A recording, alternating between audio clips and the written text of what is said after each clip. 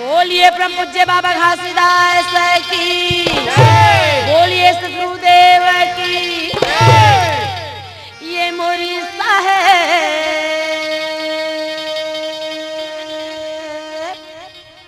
निशय अंधियरी यह दो के हो।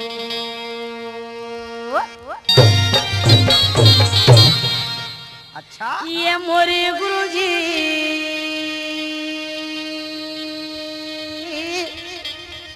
निशय अंधियरी यह दो के ना।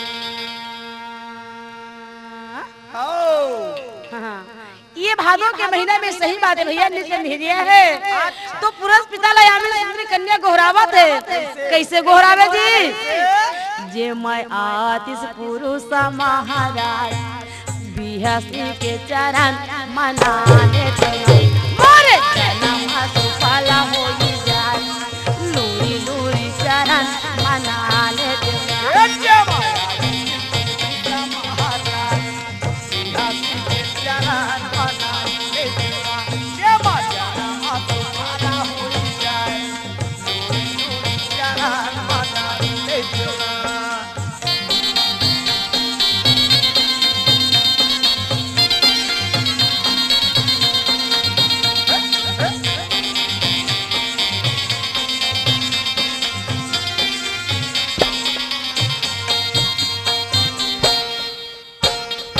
सदगुरु के पास में कहे लगे, सतपुरुष पिता के पास में गोहराए लगे। अच्छा। बोला चारों खुद बिल्कुल अंधियार लगे थे पिता। अच्छा जी। नाम पिता का है बेटी, ये मोरी बेटी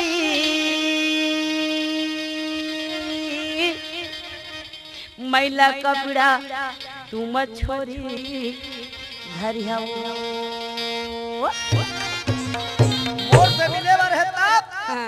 ये सदगुरु पाए बर है, ये सदगुरु के चरण में जाए बर है तब ये मोरी हीरा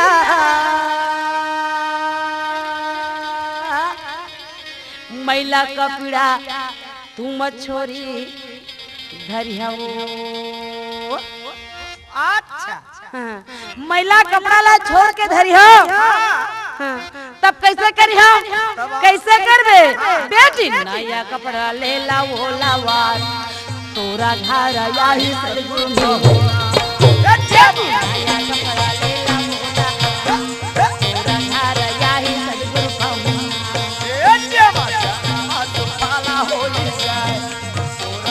यही सदगुरु कहूँ।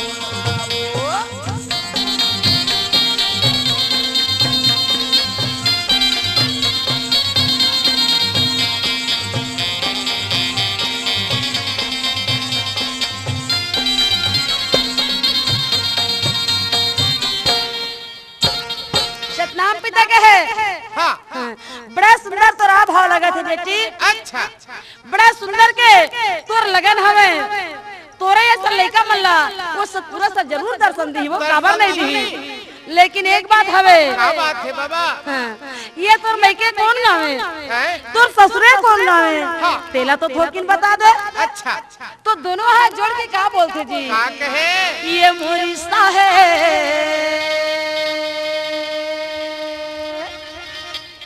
मैके के देश मुर्रतन पूरे हो। मैके मुर्रतन पूरे बाबा। अच्छा हाँ, और ससुरे है हाँ। मोर ससुरे है नीरा गुण सार डगरा चालक ने सत जोड़ पाया। मोर ससुरे है नीरा गुण सार डगरा चालक ने सत जोड़ पाया हो।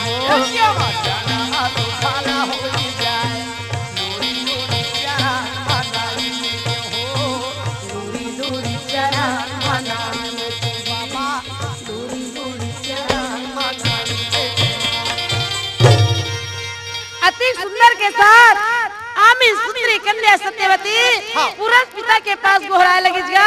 अच्छा। और पुरुष पिता रहे तो सहजन के कहानी ला बड़ा प्रेम के साथ विधि विधान के साथ में सुनावे भैया।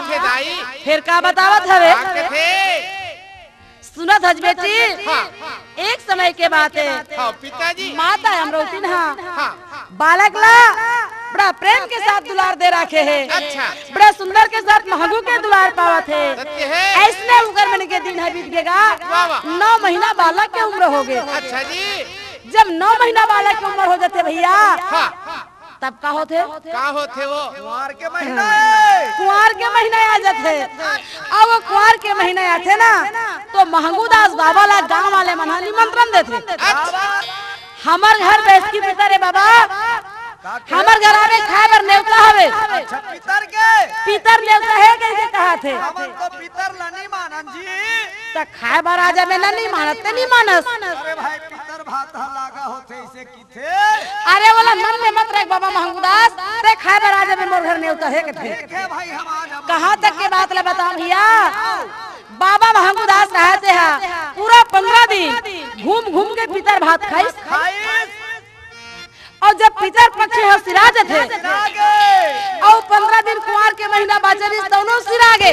नवा धान आगे कार्तिक के महीना लग जातेगा, तो कार्तिक महीना के 14 पुण्य के दिन अरे बाबा महंगू दास अमरौती लगत है। का अमरौती का हो गया अरे कुंवार के महीना में मैं सब आपके घर भात खाए हाँ तो मोला ये अलकर लागत है।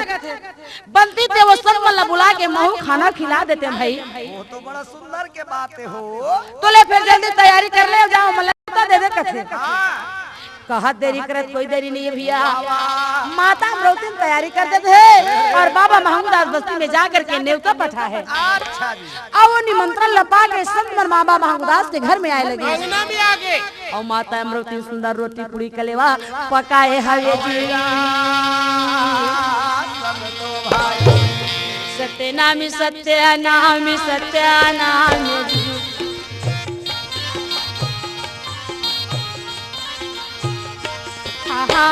सत्यनामी सत्यनामी सत्यनामी गा सबको जी मिलके बोलो सत्यनामी।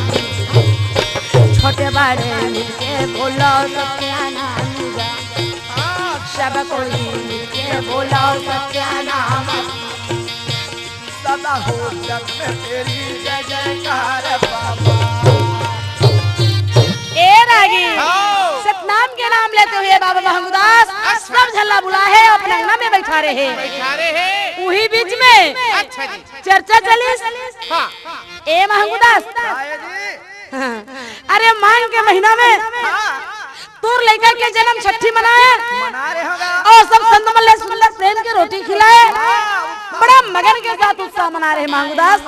अरे छठी तो उसने होना चाहिए। लेकिन बात यह है महंगू दास, क्या बात आज ये कार्तिक के महीना में सब संतला खाना खाकर बुलाए भैया। तो कौन सा इस चीज के त्योहार मनावत है? अच्छा। का चीज के उत्साह मनावत है? अरे का खुशी में हमला बुला के खाना खिलाता महंगू दास। वाह वाह दोनों हाथ जोड़ के बाबा महंगू दास कहते देखो देखो सुनतो सुनतो संत हो। क्या बात है जी अरे कुंवार के महीना पितर पक्ष में भैया तुम्हार घर जाके मैं खाना खाया हूँ। बहुत पितर मानते तो वही दिन तो मला बुला के खिला देते हैं। मैं पितर को तल्ला नहीं मानो ते कर सती सबको झल्ला इकट्ठा आज बुलाया हूँ। होगा। अरे मोर घर प्रेम की रोटी खा ले, तुम्हार घर के पितर भात खा, ये मोर घर के प्रेम रोटी खा ले।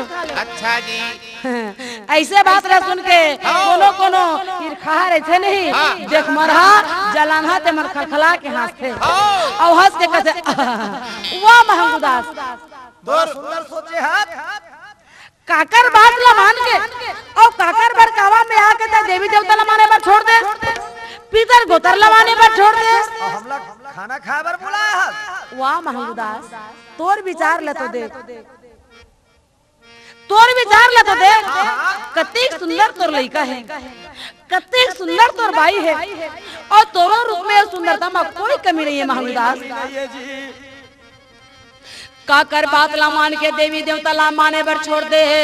अगर देवी देवता रूठ जही तो कोई प्रकार की हानि हो जही महंगू दास। तय मोर बात ला मान जा भैया, वो देवी देवता के नाम से हम दे दे तेकर बाद हमन खाना खाबो। ऐसे वो मन कहा थे कि ये बात ला माता अमरौती सुन डरी और सुने के बाद में जल्दी से निकल के बाहर आ गए और बाहर आए के बाद में कहे संत हो आप मन कैसे बोला था? बड़ा सुंदर बात बोला था अमरावती। बड़ा सुंदर बात बोला था, लेकिन मोला वो बात अच्छा नहीं लगा थे हो। अच्छा का बात? का बात? हमन पितर को तर नहीं मानन, हाँ हमन देवी देवता ला नहीं मानन, हमन सतनाम के पुजारी ना सतनाम ला मानथन। नाम ला माना तावा था। अब ये देवी देवता ला भूत भविष्य के मानने वाला मन माना थो ही। ये देवी देवता ला मान के भरम जाल में आप मन फंसे हो। फंसे हो। ये पितर गोतर ला मान के आप मन धर्म जाल में फंसे हो। माता मरोती सुंदर ओ मला समझावत है, गाना के रूप में का बतावत है? का बतावत है? संत हो अभी भी मौका है सुधरने के, अभी भी मौका है हमला अच्छा हो के और सही के रास्ते में जाए के। संतो रे गौडगर पहचान अंजोर गुरु ज्ञान के दे। संतो रे गौडगर पहचान अंजोर गुरु ज्ञान के दे। संतो रे गौडगर पहचान अंजोर गुरु ज्ञान के दी। संतो रे गौडगर पहचान अंजोर गुरु ज्ञान के दे। अंजोर गुरु ज्ञान के भैया अंजोर गुरु ज्ञान के दी। अंजोर गुरु ज्ञान के बाबा अंजोर गुरु ज्ञान के दी। अंजोर गुरु ज्ञान के साहेब अंजोर गुरु ज्ञान के दी। अंजोर गुरु ज्ञान के बाबा अंजोर गुरु ज्ञान के दी। संतोर गौडगर पहचान अंजोर गुरु ज्ञान के। संतोर गौडगर पहचान अंजोर गुरु ज्ञान के दी।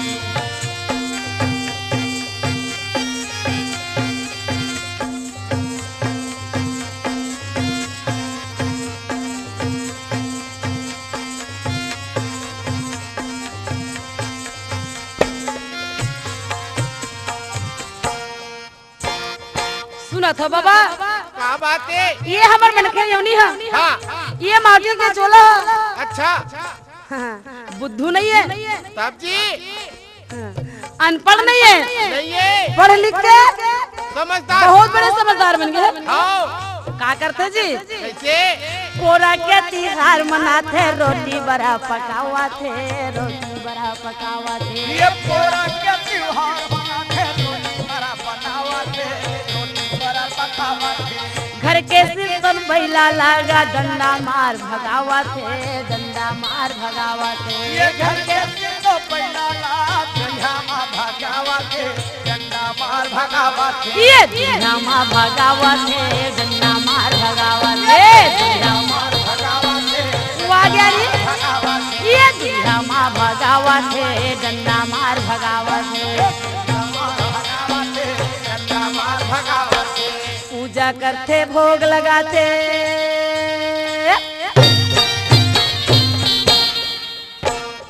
पूजा करते भोग लगाते। काला काला अरे वो माटी के नान महिला बन थे तेला। अच्छा देख तो ये मन खेला कतका पढ़े लिखे उचारे तेला। पूजा करते भोग लगाते माटी के बैला लान के अंजोर गुरु ज्ञान के। संतो रे गौडगर पहचान अंजोर गुरु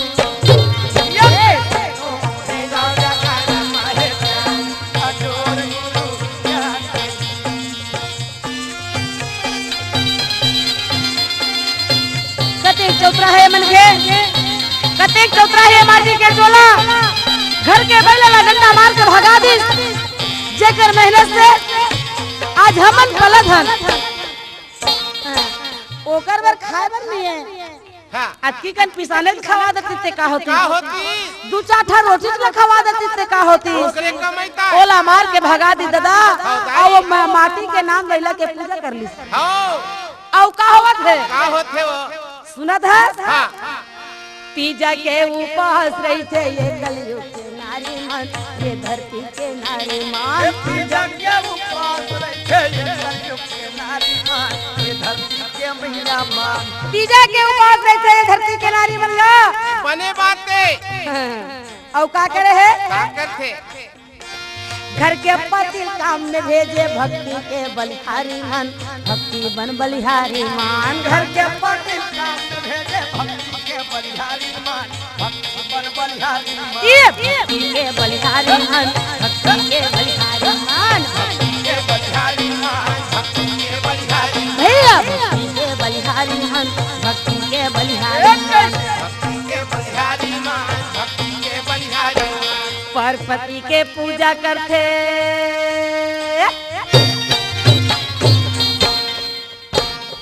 पार्वती के पूजा करते और का करते बहुत बड़े गलती काम करतेगा। कैसे वो पार्वती के पूजा करके या अपन घर के पतिला अच्छा जूठा ला देते नान के अंजोर गुरु ज्ञान के संतो रेंगाओ दागा पहचान या जोर गुरु ज्ञान के रेंगाओ दागा पहचान, जोर गुरु ज्ञान के। पार्वती के पूजा करते दरिया के पार में जाके शंकर भगवान के पूजा करे हवे तो वो पर के पति हो नहीं पार्वती के पति है। अब ओकर पूजा करके नरियल चढ़ा के उन्हीं में के प्रसाद ललान के देते। अच्छा कते कलर से चलत है हाँ वो अब का कहा थे का करते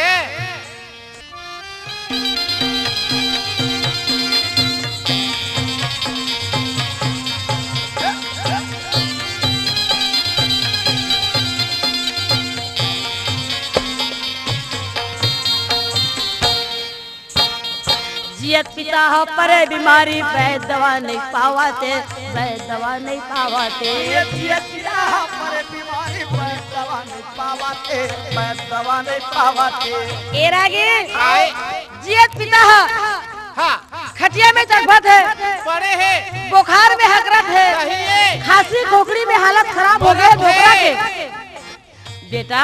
हाँ अरे काठन गोली लान के दे देते गा। अरे पैसा कौड़ी नहीं दादा और पैसा कौड़ी नहीं है तो कोनो मेरे उधार बाढ़ी लान के अरे रोटी सोहारी खवा देते गा। ना जाने काया जाही ते कहां बहुर के आई। महंगाई है तो परिवार ला चलाए बर मुश्किल होते तो तोर कहां सोहारी खवा हो दादा। डोकरा खुरज खुरज के मर जाते मामा। अच्छा इला तो कहा थे गाना में आओ जियत पिता हा परे बीमारी वैद दवा नहीं पावाते, वैद दवा नहीं पावाते। जियत पिता हो परे बीमारी वैद दवा नहीं पावाते, वैद दवा नहीं पावाते। अब वो दादा मर गए तब का हुआ बेटे मास्टर का हुआ थे वो पिता मर गया में जाके पिंडा दान चढ़ावाते, पिंडा दान चढ़ावाते। का हुआ थे हमारे पिता मर गया में जाके पिंडा दान चढ़ावाते। देख ले मन के मल्ला पिंडा दान करावा थे, पिंडा दान करावा थे। ये पिंडा दान करावा थे, पिंडा दान करावा थे। और दान दक्षिणा देते हो का करिस का करते हर के पूजा करते। वाह रे मनखे के चोला जरे हर के पूजा करते। कते गण पढ़े गंगा में स्नान के का समझावेला का बतावेला पहचान अंजोर गुरु जोर गुरु ज्ञान जोर गुरु ज्ञान भैया जोर गुरु ज्ञान। माता अमरौतिन कथे हाँ। अरे जियतला जक्का खवाना है, पियाना है, पहनाना है, उड़ाना है, हाँ जक्का भी अगर सेवा जतन करना है जियतला करना चाहिए संत। अरे मरे के बाद में हाँ ये माटी के कायला हाँ और ये माटी के कायाबर हाँ अक्का माया हो जाते। अरे वो लकड़ी ला हिसाब ले कत्का कहते ला हाँ जी और लकड़ी ला ले दे के जला दी तब तो वो लकड़ी के राख ला ये शरीर के काया जले रह जाते कर राख ला धर के वहां गंगा में चल देते। गंगा जाते ठंडा करे पर वो कर रह जाए के गाड़ी मोटर ला नहीं हिसाब है हाँ आदमी कहाँ से कहाँ खर्चा ला बढ़ा लेते, पैसा ला कहाँ से कहाँ खर्चा कर खर्चा कर देते, देते। लेकिन वो बधाई दादा खुर्चत है तो एक ठन गोली बरो का जगह पैसा नहीं रही, नहीं कर सके फिर सोहारी खाऊं की तेकर बरो का जगह पैसा नहीं नहीं रही, खवा सके और गंगा में पिंडा पार कराबर कहाल पैसा पार जी सोही। वारे मनुष्यन एकरे सबके बड़ा बुद्धिमान है मनखे के चोला हगा बताई इला माता अमरौती ना गा के बताई संतला संतला तो संतमान हो जी ना समझ संतगा हाँ, वो। समझदार संत होती तब बने कहा था बेटी के मान जती मान जाती वो समझदार संत न हो तो का कहते वाह महंगूदास हाँ, तो राहत ला तोर भाई बात कर जी वो में हमार मन के बीच में ये तोल बने लगा थे बाबा महंगूदास रहते लहुट के अमरौती ला देखते बाबा सही बात है अमरौती मोर राहत ला तोर हक नहीं बात करे के जा जल्दी घर में जाते जल्दी भोजन उजन के तैयारी करबे थोक बहुत दो कहीं बातें होई तेला माता अमरौती भैया पतिव्रता नारी है बाबा महमूद के बात ला सुन के अमरौती माता ये अंदर में आ जाते और माता अमरौती अंदर में आके हौला ला धर के पानी चल देते अब ये डहर का होत है संत मनहा कथे महंगूदास अरे भैया देवी देवता के नाम से हुम देवे तबे हम तोर घर खाबो और नहीं देवे हुम देवी देवता ला नहीं मानो कथस तो हम तोर घर खाना नहीं खा ऐसे वो मन कहा थे और संत मन हंसी हला झुकाए बैठे हैं समझदार मन तो सिर झुकावे करी भैया बदमाश मन हा सिर ला झुकाहीगा वो तो तिही रहत तो बाबा महंगूदास अपन जाल में फंसा डरी महंगूदास उधर बात में आकर के अरे घुंघर धूप ला पकड़ के कैसे गहूं दारा ना लागे बाबा कैसे गहूं दारा ना लागे कैसे गहूं दारा ना लागे कैसे गहूं देवाना लागे अरे हम तो महंगूदास देवे लेकिन ओकर धुआं घर में गुजे लगी और ओकर धुआं घुस के बस्ती में निकले और बस्ती के खुशबू करिया पारे बाहर जमाना लागे भैया करिया पारे बाहर जमाना लागे भाई करिया पारे बाहर सुगंध जाते भैया मैया जमरा के सुगंध ले भाई दरिया के पार में जाते तो माता अमरौती दरिया के पार में हौला ला धर के चढ़े रही थे पानी ला बोहे रहे थे वही समय माता अमरौती के नाक में खुशबू आ जाते पहुंच गए माँ अमरौती कहते ओहो बड़ा अनर्थ हो गए तैसे लागते मोर गोसैया ला भड़का के मन हुम तक देवा दी तैसे लागते दाई कैसे लागत ये दे मोर नाक में खुशबू आ गए या। अब सबके घर में हो पाप समागे सब का होही होही। ऐसे सोच लगे है और उसी समय सतपुरुष बाबा रहते हाँ हैं जी। माता अमरौती ला कहे बेटी हो यही लोखे में हीरा या तुम जानी रहा मोरे गोदी में बेटी तहाँ आ जाबे बाबा मौला सबके घर में बेटी वो पापा नहीं तो रहना पापा सबके घर में बाप नहीं रहा अमरौती मैं तोर लिए विमान भेजा था तय मोर गोदी में आ जा ले माना तोरे रास्ता यो बेटी मोरे साथ आवे वो चले आजा नहीं बोले रसी पीता ये देख मोर फूले फूले के तोर पर विमाना भेजा चले ना बे बेटी को जाना आखिरी बार तोर लइका देख लेवे ये दे मोरे पूरा सतीता हाँ ये अमरौती लगई दे सुना ले ले बेटी वो कहे नाला मानविया बेटी आ जा दे भाई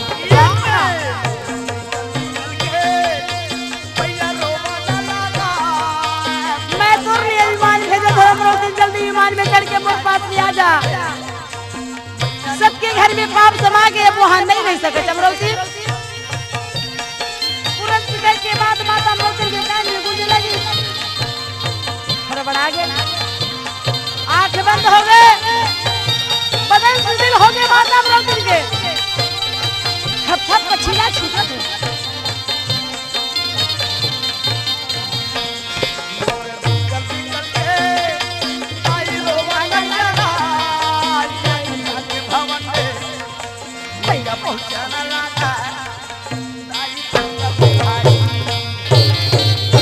माता अमरावती, अच्छा ये पुरुष पिता की आवाज सुन करके भैया लहरदार हो गए, बदन हिले लगी। अच्छा जी। नहीं पिता, नहीं पिता, तय मोला भी मत ले जा। अच्छा सतनाम पिता कहे बेटी पाप के घर में अब सत है, नहीं रह सके, नहीं रह सके, नहीं रह सके कन्या। वाह जी। मैं तोरे लिए विमान भेजा था मोर हीरा, ये विमान में चढ़ के तय मोर लोक में आ जा। कह के सतगुरुदेव अंतर ध्यान हो गए। माता अमरावती ने ये बात सुन के रोते हुए भैया अरे ढंग से जमीन में पाँव भी नहीं बढ़ाए लगे, खड़खड़ाए लगे, हौला ला धर के घर में आ जाते। और घर में आने के बाद बालक जो सोए खटिया में गा जला गोद में उठा ली और उठा के बालक के मुँह ला बार बार देखे लगी। निकल निकल के रोवत थे, आँख से आंसू बहावत है भैया। और बालक ला कहा थे का आज के मिलना तोर से मिलना है घासी। वाह जी। और काली के दिन में ये दाई ला नहीं पावत, नहीं पावत छीरा।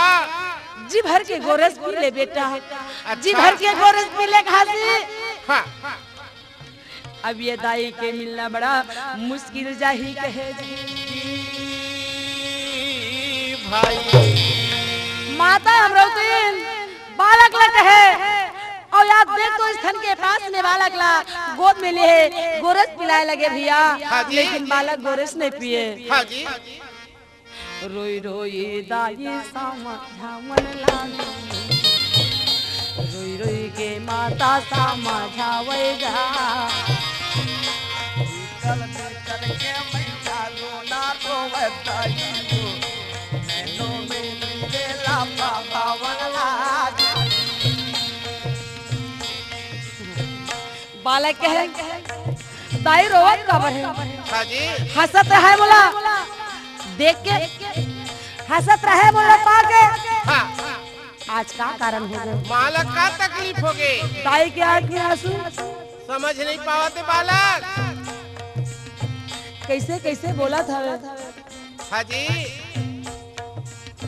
बालक मने मन सोच के गोरस नहीं पिए भैया। हाँ वो। माता अमरावती के आंसू के धार चलत रहे। अच्छा जी। काला बाता मोह बेटा काला खाना खाओगे, दिल के दर्द भारी होएगा।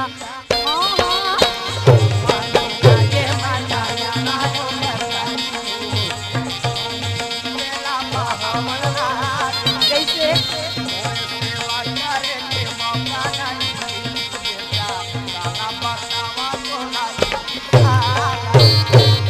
ए भैया हाँ जी। माता अमरावती दसों अंगली के छैया फेरते हुए अच्छा। बेटा ला समझावत है। वाह वाह का समझाए है जी? क्या कहे?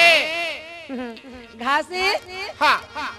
मोरे राजा दुलारवा बेटा, वाह वाह। मोरे राजा दुलारवा हीरा। का बात? हाँ, बेटा नांगरिया बन जावे, मोरे राजा दुलारवा बेटा कै नांगरिया बन जावे। मोरे राजा दुलारुआ बेटा, तैना गलिहर बन जाबे। मोरे राजा दुलारुआ बेटा, तैने सनहर बन जाबे। तैना गरिहा बन जावे बेटा किसान बन जावे। घासी अच्छा। ओ नगरिहा बन जाबे, लाला किसनहर बन जाबे। ये नागरिहा बन जावे लाला किसान बन जावे। का बात? मोरे राजा दुलरुआ बेटा तैना गरिहा बन जावे। मोरे राजा दुलरुआ तैना गलिहर बन जाबे।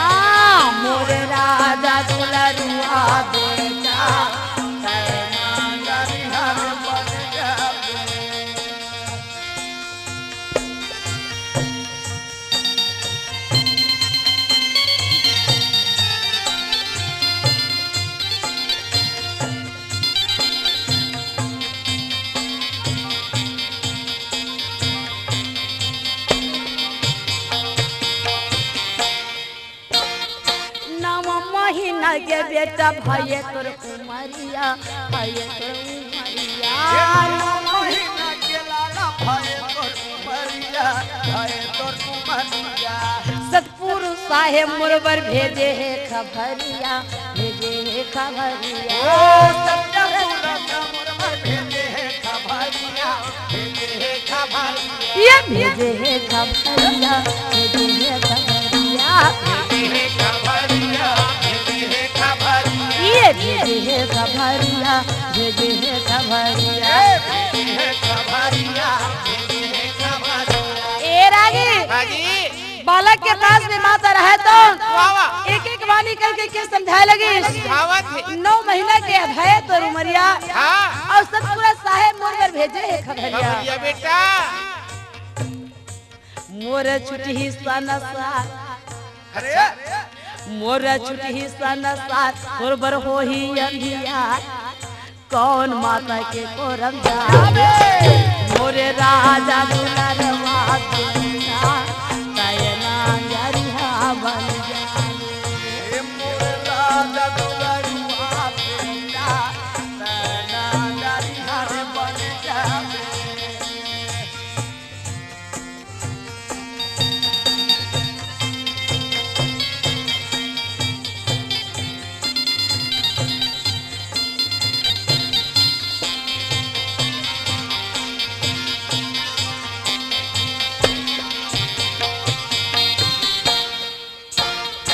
एक हासी काए ये माता के तुला सेवा करे के मौका नहीं मिली बेटा देखा थे बालक हा तो ये माता के सेवा नहीं करे तो नहीं करे उसका हाँ धरती माता के बेटा सेवा तय करी रे सेवा तय करी रे धरती माता के लाला सेवा के हथरबे सेवा के हथरबे धरती माता के घासी सेवा तय करी रे सेवा तय करी रे धरती माता के लाला सेवा के हथरबे सेवा के हथरबे संते महंत के गा सेवा तय करी रे सेवा तय करी रे संतान के दुखला हरबे दुखला हरबे ये दुखला हरी रे सेवा तय करी रे दुखला हरबे सेवाला हरबे ये दुखला हरी रे दुखला हरी रे दुखला हरबे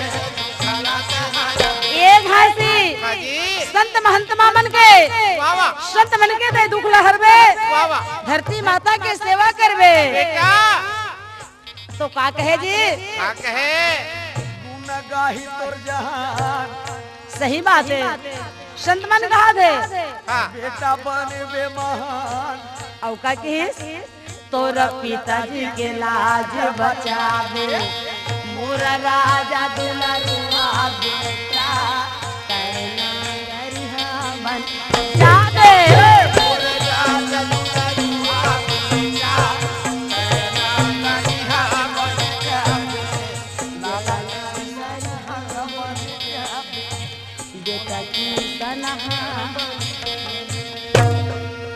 माता अमरवती इस प्रकार की आशीर्वाद दे लगे भैया हाँ धरती माता के सेवा करबे या। संत मन के दुखला हरबे घासी हाँ एक दिन दुनिया में तोर नाम चलही ते महान बन जावे बेटा तोर पिताजी के ते लाज ले बचा लेबे माँ समझावत है ऐसे रोवत रोवत कहाँ तक के बात ला बता भैया ये जो बोला थे मैं ना ये जो बोला थे मैं ना हाँ ये काया के अंदर में ये पिंजरा के अंदर में जो मैना छिपे है वो मैना बोलते बोलते उड़ा ले भैया माता के हंसा उड़ा के विमान में चल दी काया ला छोड़ के हाँ, अब ये माटी रूपी जो काया है ना हाँ। ते नीचे जमीन में गिर गई या बालक रहे तो माता के हाथ में दबे बालक रोने लगी चिल्ला के रोवे संत मन सुन के कहे महंगदास हाँ लइका रोवा थे जा तो देख अमरौती है भैया अमरौती में हाथ में मुझे चिंता नहीं है और जोरदार चिल्ला के रोने लगी संत मन कहे जा तो दौड़ के देख महंगदास हो आगे अटक जब से काबर रोवा थे महंगुदास जल्दी दौड़ के आ जाती है और महंगुदास घर में दौड़ के आते भैया तो माता अमरौती रहे तो बड़े हैं बालक रहे तो हाथ में दबे दबे है है। जल्दी से महंगूदास कोरा में उठा लेते क्या? और उठा के कहे अमरौती ए अमरौती नारी अमरौती सुनत हस भैया माता अमरौती पतिव्रता नारी है एक बार बोले महंगूदास अमरौती करके तुरंत उनका आवाज ले सुन के का है स्वामी सामने में ऐसे कह के तुरंत सामने में आ जाए दाई। या 10 बार आवाज लगावे महंगूदास का लेकिन माता अमरौती ने एक शब्द नहीं बोले सही बात बाबा महंगूदास रहते अपन मस्तक में हाथ दे देते भैया बाबा जी महंगू के आवाज ले सुन के सब संत वहां में सामने आ जाते और सामने में आके कहे सिर धुन धुन के रोआ थे महंगू बाबा हा माथा पीट पीट के रोवे सिर धुन धुन के रोवे संत मन हाथ न देखे गोड़ला देखे मांगे आँखी ला देखे मस्तक ला देखे पूरा बदन ला छू के देखे भैया बताए लगी नहीं है महंगूदास नहीं ये ठिकाना नहीं है जतका दिल ना हमर जगह रहिस जतका दिल ना हमर रहिस ओतका दिल ना हमर रहिस भैया अब हमर नो है हम ला छोड़ के अपन देश में चल देश वाह वाह हमर माया ला छोड़ के अपन माया में जाके सकलागे कहे जी संत भाई फिर का करे भैया क्या करे संतमान लेगे के तैयारी हाँ महंगूदास ला समझाए लगी हाँ जी महंगूदास के रोना तो फिर अपरंपार है माता ला उड़ावत चदरी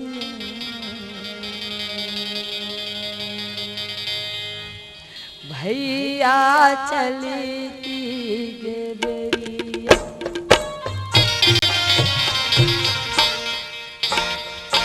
माता ला उड़ावत चदरी भैया संगी जमुरी मैया ला उड़ावे चदरिया संतो चले मैया ला उड़ावे चदरिया संतोष के बेरिया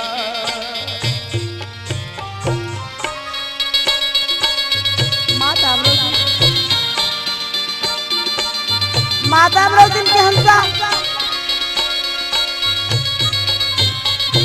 जल्दी से तुरंत पिता के पास माटी रूपी शरीर पड़े हैं दाई दीदी सब जुड़े हैं बालक रोवे बाबा महंगूदास रोवे थे अमरौती ने बोला छोड़ के चलने समय कैसे रही है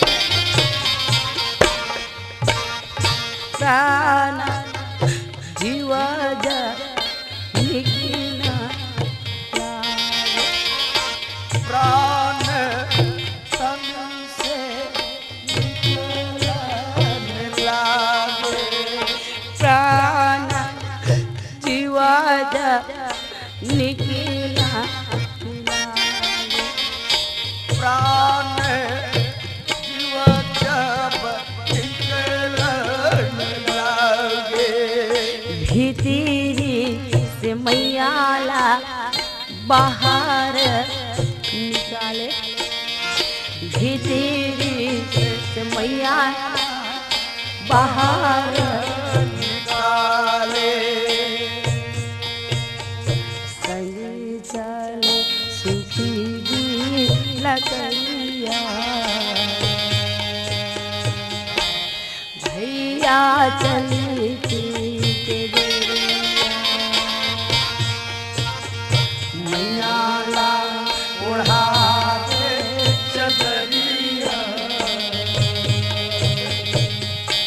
संतोष चले के बेरिया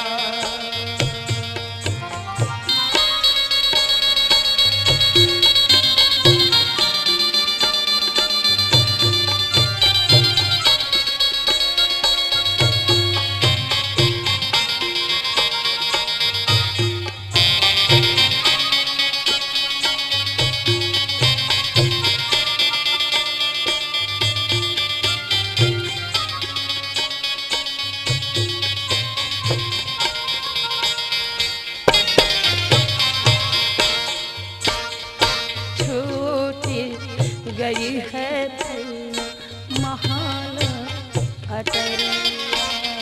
छूट गई है महल अटरिया। मोर बेटा, मोर बेटी, मोर धन, मोर दोगानी, महल अटारी, बेटा नाती, माया मोह। सच है। ये हंसा के राहत में पलट गई है भैया दोनों ने उतरिया। पलट गई है दोनों ने उतरिया। छूट गई है महाल अटरिया। छूट गई कोई काम के लिए आए ना कहे से तो संग मिल जाए। अटरिया। छूट गई है महाल अटरिया। छूट गई है महल अटरिया। रोवत चल डगरिया। भैया चली के देरिया। मैया ला उड़ावे चदरिया। भैया चली के देरिया। चलती के देरिया। चलती के देरिया। चलती के देरिया। ए रागी बाबा महंगूदास हाँ जी। सिर धुन धुन के रोहेगा। रोवत है। गांव बस्ती के मन समझाए लगे हो। कैसे करबे महंगूदास। हाँ। राजा रंग फकीर हो। जो धरती में जन्म लेकर के आया है हाँ। ओला एक दिन जान लागते। अच्छा। चाहे राजा हो चाहे मनुष्य हो हो।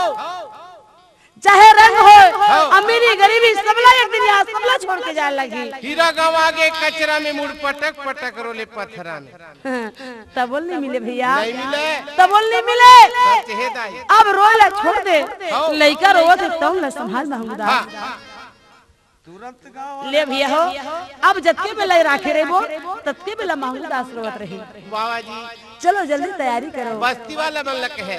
सुना था भैया हाँ। जल्दी से तैयार डोला बनाई। अच्छा। और डोला में माता अमृतिन ने सुना है। अच्छा जी। 16 श्रृंगार माता अमृतिन के कैसे भैया हाँ। पाँव से लेकर के श्रृंगार के शेष तक कैसे। हाँ। आज जब बेटी के शादी करते रागी हो। आज वो बेटी ले आज 16 श्रृंगार पहना करके आज दमाद के घर में आज डोला में बिठा करके विदा करते। सत्य है। सही बात है भैया। ये बेटी जन्म हाँ। बड़ा दुखदाई जन्मेगा। हो। जब वो बेटी ला घर से निकाल देते माता पिता सत्य है। दमाद के घर में भेजे बार हाँ दाई। माता पिता की याद देखो आत्मा धूल जाते। सत्य है। माता पिता के सीना फट जाते। हो। कत को समझाई तब बोले नहीं समझाई आत्मा। कलेजा के टुकड़ा होते दाई। ये कलेजा के टुकड़ा ला दूसर के घर में भेजना बहुत मुश्किल है। उसी प्रकार हाँ। ये माता ये नारी मन के डोला 2 बार निकलतेगा। सही बात। एक तो डोला निकल के माता पिता घर से हो। दूसरा डोला जब ये हंसा के बुलावा आ जाते सत्य है। तब ये डोला ला निकाल के हाँ। कहाँ ले गए थे। कहाँ ले गए। जब के कन 16 श्रृंगार आज बेटी के विदाई में आज कसे थे बेटी हाँ बाबा जी। वो के कन श्रृंगार आज माता अमृतिन हाँ कसे हवे जी। संत भाई और डोला सजा करके 4 संत मिल करके गिरौतपुरी के ग्रामवासी सब मिल करके मसान घाट में लेके भैया। अच्छा। और मसान घाट में ले जा करके याद देख तो बड़ा विधि विधान के साथ में माता के लिए घर बना देते जी। संत भाई और घर बना करके माता अमृतिन ला वो घर में छोड़ दी। और बाकी संतन घर में वापस आ जाते। आगे। मतलब माता के दाह संस्कार कर देते। हाँ जी। एक बात भैया बाबा मांगूदास घर में आते हैं, बाबा जी एक एक कोना ला खोजे लगी बाबा मांगूदास की हमरौतीन ते है कहाँ, नारी को मैं हमरौतीन ते कहाँ हस हाँ ते मोला रोए बर छोड़े हमरौतीन हाँ तोर दुख ला मोला ते आते अच्छा दिखाए, बहुत अच्छा काम करे हमरौतीन, हाँ मैं तोर लिए गलत काम करे भाई, हाँ जी, अच्छा कर लिए, अच्छा कर ले हमरौतीन, लेकिन बाबा ते तो मर के अच्छा कर ले, हाँ अब ये तोर लड़का पूछी तो मैं कहा बताऊं, वाह वाह वाह दाई कही तो मैं कहा बताऊं, का बताऊं? माँ कहाँ है कही तो मैं कहा बताऊं, का सच बताऊं, बात का है। बताऊं हमरौतीन। बाबा जी संत मन समझाते मांगूदास रो रो के कैसे करबे भैया, आओ। ते कतको भी रोबे तो वो कोई सुनत होई, कहते कि नहीं तोर गोहार ला वो सुनत होई कि तोर बात ला सुन के वो आ जाई, नहीं आवेगा तोर तीर में रहती मांगूदास तो जरूर हमरौतीन अभी तोर तीर में आके तोला रोवन नहीं देती, और दुख लहरती समझदारी कर मांगूदास, हाँ लइका चिल्ला चिल्ली रोवत थे, गांव के नोनी मन के थे बाबा, देना बालक ला हम अपन गोरस ला पिलाबो, अच्छा जी बालक ला गोद में लेकर के अपन गोरस पिलाए लगी भैया, लेकिन वो बालक किसी दाई के गोरस नहीं नहीं पिए, पिए गैया के गोरस ला लान के पिलाते तो वो गैया के गोरस नहीं नहीं पिए, पिए दाई सुना था रागी, हाँ भले मैं मर जाऊं ते मर जाऊं, बाबा जी ये दुनिया में नहीं रहूं ते नहीं रहूं, हाँ। लेकिन ना ही मैं कोनो दाई के दुख पियो, ना ही मैं कोई गौ माता के दुख पियो, ऐसे प्रतिज्ञा बच्चा बालक करे बोले तो नहीं लेकिन मुंह लटेड़गा कर देगा, बाबा जी कहाँ तक की बात ल बताओ भैया, एक दिन 2 दिन 4 दिन 5 दिन याद देखते हो, इसी प्रकार आज 9 दिन बीत गए, या वही 9 दिन में हाँ जी 9 दिन में नवरात्र कराई और संतला सुंदर प्रेम, भोजन खिलाई और 10वां दिन में जब माता के हंसा हाँ सदगुरु के पास में जाते तो हंसा रहते घिलर घिलर के रोवते, रोवत है। भोंगैया मार के रोवते, पिता आज 9-10 दिन हो गए मोर बालक दूध नहीं पिए, कैसे रोए आज वो बालक का कैसे जी हाँ। और कैसे रही, आज मोर बालक ला छोड़ा के ते मोला ले लाने ले हैं, आए बाबा 9 महीने के मोर बेटा ला मोला छोड़ा के अलग कर दे बाबा, अच्छा जी ऐसा दुख का बर देवत होवे, ऐसा परीक्षा मोर से का बर लेवत होवे पिता, हाँ जी नहीं बेटी हाँ जब मैं धरती में जन्म दे हूँ हाँ तो जरूर मैं ओकर भोजन के ओकरो व्यवस्था करूँ बेटी चिंता मत कर अमरौती शांत हो रहा, धीरज धर, मोर गोदी में आ गया है, बड़ा प्रेम के साथ रहा अमरौती, मैं तोर बेटा की व्यवस्था करी हूँ, बोलिए परम पूज्य बाबा घासीदास की, बोलिए सतनाम पिता की।